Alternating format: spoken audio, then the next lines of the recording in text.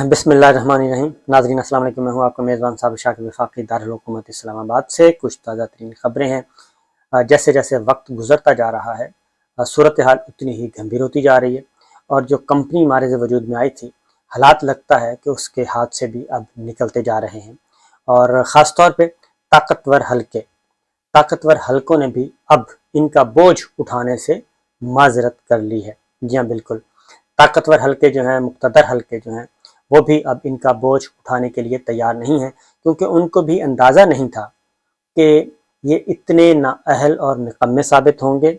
और ये जो कुछ उनको बताते रहे बंद कमरों की मुलाकातों में, और जो जो सब्ज़ बाग दिखाते रहे, और ये कहते रहे कि हमारे पास पूरा प्लान है, हम पाकिस्तान को क्राइसिस से निकाल लेंगे और पाकिस्तान को लेके आगे बढ़ जाएंगे। लेकिन हकीकत मैं आपको बता दूं कि इनका एजेंडा किसी भी सूरत में ये नहीं था, इन्होंने ब्लफ करवाया है। और चूंकि ये काफ़ी एक्सपर्ट, बहुत ही काया किस्म के पॉलिटिशियंस हैं, और बहुत ही पुराने तजर्बा है, 40 साल का तजर्बा है इनको। और नवाज शरीफ साहब को भी, जरदारी साहब को भी, मौलाना फजलुर रहमान साहब को भी, इनकी नस्लें इस वक्त तीसरी नस्ल जो है वो पॉलिटिक्स में है। तो ये सब कुछ उन्होंने जो कुछ कहा वो अब किया नहीं है, क्योंकि ये जैसे ही इक़्तिदार में आए हैं, मैं जो बातें कह रहा हूँ ज़रा गौर से सुनने वाली हैं और समझने वाली हैं, कि जब ये इक़्तिदार में आ गए तो इन्होंने अब इक़्तिदार में आने के बाद अब उन्हीं को आंखें दिखाना शुरू कर दिया है, उन्हीं को आंखें दिखा रहे हैं। और कभी कोई तजवीज़ दे देते हैं, कभी कोई तजवीज़ दे देते हैं, और आहिस्ता आहिस्ता अपनी गिरफ्त मजबूत करना चाह रहे हैं। पाकिस्तान की मईशत का सत्यानाश हो चुका है। बजट जो पेश किया गया है उसमें इतना झूठ बोला गया कि आप तसव्वुर नहीं कर सकते। और ख़ास तौर पे 2000 कहाँ 12,000 रुपये माहाना इमदाद दी जाती थी, और अरबों रुपया वज़ीर आज़म इमरान खान की जब गवर्नमेंट थी तो अरबों रुपए की सब्सिडी दी गई, सहूलत प्रोग्राम के तहत उसमें दी गई, और ख़ास तौर पे कम आमदनी वाले लोगों को, और कोविड के दौरान भी। और ये सिर्फ 2,000 रुपये की देकर भी एहसान जता रहे हैं। दूसरी जानिब IMF के साथ अच्छा खासा मामलात तय थे, और इन्होंने आके IMF के साथ बंद कमरों में क्या कहा क्या नहीं कहा, और उनके साथ मामलात क्यों नहीं तय किए, ये भी एक मुहिम्मा बनता जा रहा है कि क्या ये IMF के साथ जब मुज़ाकरात करने जाते हैं, क्या ये प्रोग्राम को बहाल करवाने के लिए जाते हैं या फिर प्रोग्राम को ख़राब करने के लिए जाते हैं। ये एक अगला सवाल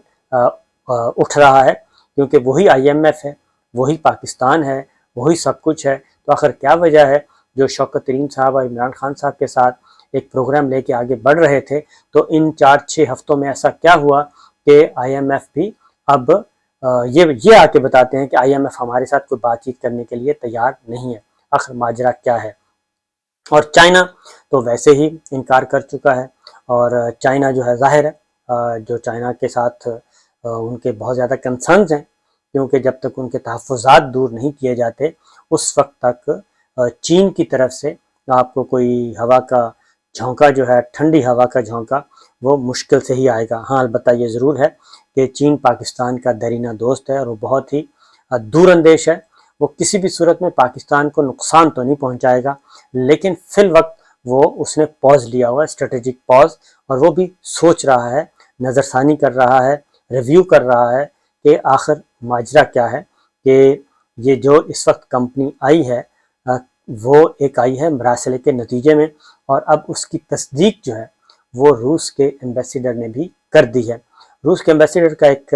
इंटरव्यू आया, नशर हुआ, और उसमें उन्होंने इस बात की तस्दीक की है कि इमरान खान साहब को हटाने में जो बहुत सारी वजूहात थी, उनमें से एक अहम वजह यह भी थी कि रूस के साथ मामलात उनके सही जा रहे थे, और पाकिस्तान और रूस के ताल्लुकात बेहतर हो रहे थे। और न सिर्फ ये, बल्कि उन्होंने ये भी कहा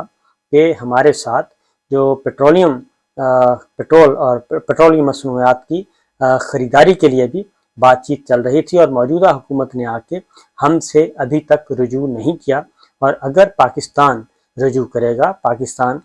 इस मामले में आगे बढ़ेगा, तो रूस जो है वो पॉजिटिव ही जवाब देगा और उसको देखेगा, उसकी रिक्वायरमेंट को देखेगा। इस वक्त सूरत हाल ये है कि मईशत को सहारा देने के लिए इमरान खान साहब ने किया था कि जून तक पेट्रोलियम मसनूआत की कीमतों को, पेट्रोल डीजल इनकी कीमतें फिक्स कर दी थी, और इसी वजह से जून तक ये स्टेबिलिटी चल रही थी, और उसके लिए जो सब्सिडी दी जा रही थी उसका भी अरेंज कर लिया गया था। इस दौरान रूस से जो है पेट्रोल और डीजल और दीगर मसनूआत, जो पेट्रोलियम मसनूआत हैं, ये ख़रीदना थी और 30% सस्ती ख़रीदनी थी, और उसी की बुनियाद पे दूसरे मुल्कों पे इसका इन्हिसार, जो दूसरे मुल्कों से ख़रीदारी पे इन्हिसार कम करना था। ज़र मुबादला की बचत होनी थी, क्योंकि सबसे ज़्यादा हमारा ज़र मुबादला जो है वो पेट्रोलियम मसनूआत की ख़रीदारी में लगता है। आपने देखा होगा कि सऊदी अरब से भी हम डेफर पेमेंट पे बात करते हैं, दीगर ममालिक से भी हम डेफर पेमेंट पे बात करते हैं कि डेफर पेमेंट पे हमें फ्यूल दे दिया जाए। तो इसीलिए कि हमारा ज़र मुबादला का बहुत बड़ा हिस्सा जो है वो पेट्रोलियम मसनूआत में चला जाता है। तो रूस से हमने ख़रीदना था। तो अभी भी इस गवर्नमेंट की जो साबित होती है उस मरासले के नतीजे में ये हमारे वजूद में आई है,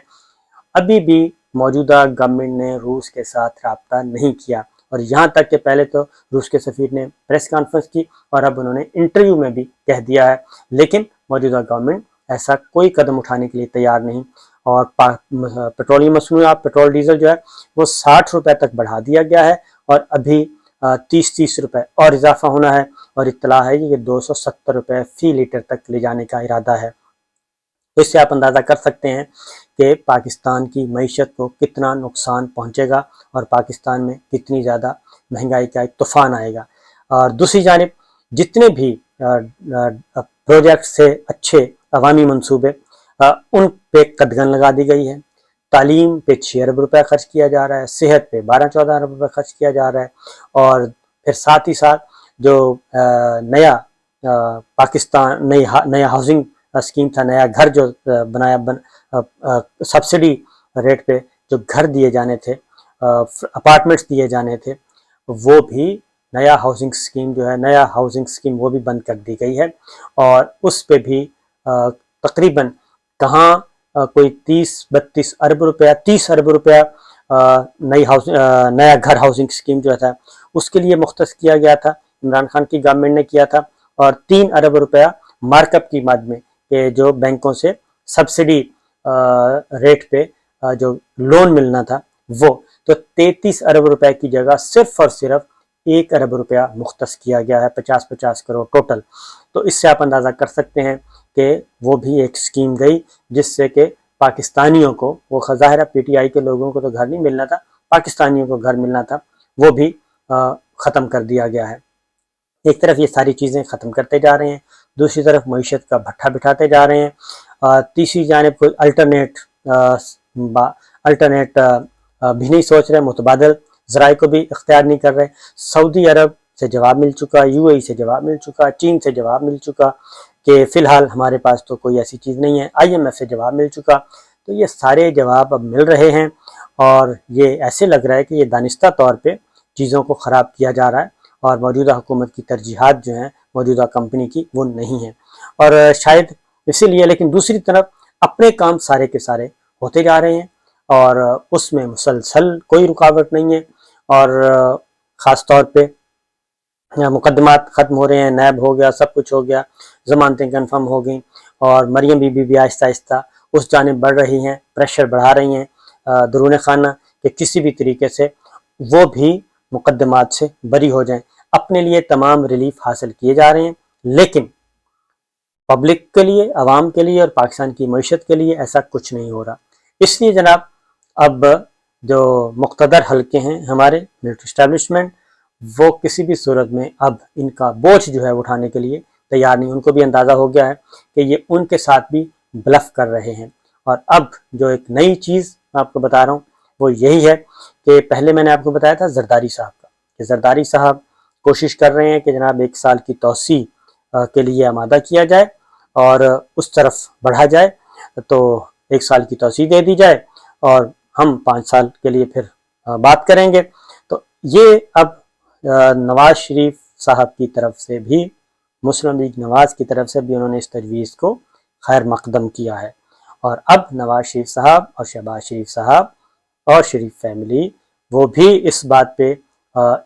इस पे वर्क कर रहे हैं कि जनाब बात तो अच्छी है, पता नहीं अब नए साहब کیسے آئیں کیسے نہیں آئیں، تو انہی کو راضی کرنا چاہیے۔ اور اس میں 1 سال کی توسیع کی بھی بات کی جا رہی ہے، اور دوسرا بھی کہ چیف آف ڈیفنس سٹاف بنا دیا جائے۔ میں آپ کو ایک بار پھر بتا دوں کہ یہ محض لالی پاپ ہے اور اس سے زیادہ کچھ نہیں ہے۔ کیانی صاحب کو بھی نواز شریف صاحب نے یہی لارا لگایا تھا کہ جناب ہم آپ کو چیف آف ڈیفنس بنائیں گے، پہلے توسیع کی بات کی تھی، پھر کہا کہ چیف آف ڈیفنس بنائیں گے، اور چیف آف ڈیفنس